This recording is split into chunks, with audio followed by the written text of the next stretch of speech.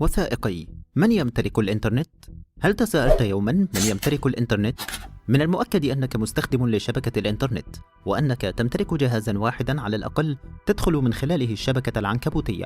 فهل تبادر إلى ذهنك يوما ما سؤال: من يمتلك الإنترنت؟ الجواب شيء من إجابتين.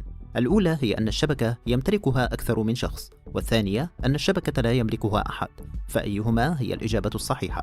هذا ما سوف تتعرف عليه معنا في هذا المقطع. من يمتلك الإنترنت؟ إذا كانت نظرتك للإنترنت أن هذه الشبكة ذات كيان منفرد، هنا ستكون الإجابة المنطقية بأنها ليست ملكاً لأحد. لكن الواقع يقول إن هناك عدداً من المنظمات التي تتولى بنية هذه الشبكة وطريقة عملها، لكن لا تملك الإنترنت نفسه ككل. والشبكة العنكبوتية ليست ملكاً لأي حكومة أو أي شركة، لأنها مثل الهواتف الذكية ليست مملوكة بشكل كامل لفرد واحد فقط. هذه إجابة منطقية إذا افترضنا أن الإنترنت كيان منفرد. لكن الواقع أن هناك الآلاف من المنظمات والأفراد يشتركون في ملكية شبكة الإنترنت، حيث إن الشبكة العنكبوتية تتكون من عديد من الأجزاء والقطع، وكل واحدة منها يملك قطعة ويتحكم في جودة التصفح. ورغم هذا فكل هؤلاء لا يمتلكون شبكة الإنترنت، بل كل ما يستطيعون فعله هو تحكم جزئي في تجربة تصفحك. كيف تعمل شبكة الإنترنت؟ إن الجسم الفعلي لشبكة الإنترنت والذي يسمى The Physical Network هو المسؤول الأول عن الحركة المرورية بين الأنظمة المختلفة للأجهزة، وهو عمود فقري لشبكة الإنترنت. ونجد الوكالة الخاصة بمشاريع البحوث المتقدمة والتي تسمى Advanced Research Project Agency Network ARPANET كانت هي المسؤولة عن هذه الحركة. لكن في الوقت الحالي هناك عديد من الشركات العظيمة هي من تتولى تزويد الشبكة بالكابلات التي هي العمود الأساسي للشبكة العنكبوتية.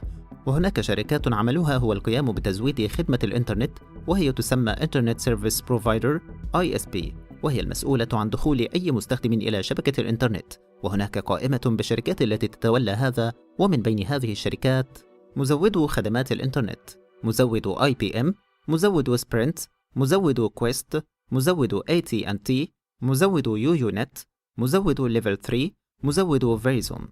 ثم يأتي بعد ذلك دور الشركات الصغيرة والتي تعمل في مجال الإنترنت، وهي تتكون من مجموعة أفراد والذين يشتركون في امتلاك 2 من مزودي الإنترنت، ومع ذلك فإن هذا لا يشكل جزءاً كبيراً من الشبكة العنكبوتية.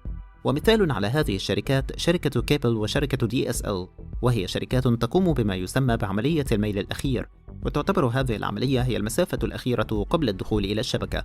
ولا نستطيع أن نغفل دور ما يسمى نقاط التبادل لشبكة الإنترنت، وهي التي يطلق عليها Internet Exchange Points IXPS، وتعتبر بالفعل من أساسيات شبكة الإنترنت. وهذه تقوم بعمل الوصلات المادية الرابطة بين جميع الشبكات حتى يتم تبادل البيانات بشكل صحيح.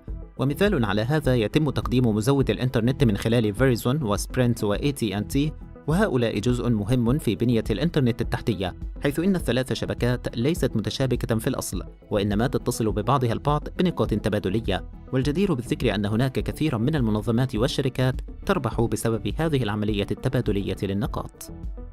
وخلاصة موضوعنا عن من يمتلك الإنترنت تقول: إنك مالك مشترك للشبكة العنكبوتية لأنك جزء منها. أجل لا تتعجب عزيزي المشاهد، فهذه المنظومة لا تكتمل إلا بك. إلى هنا تنتهي رحلتنا لهذا اليوم. نتمنى أن تشارك المقطع مع أصدقائك. شكرا لكم على المشاهدة. إذا أعجبكم الفيديو لا تنسوا الإعجاب به والاشتراك بالقناة.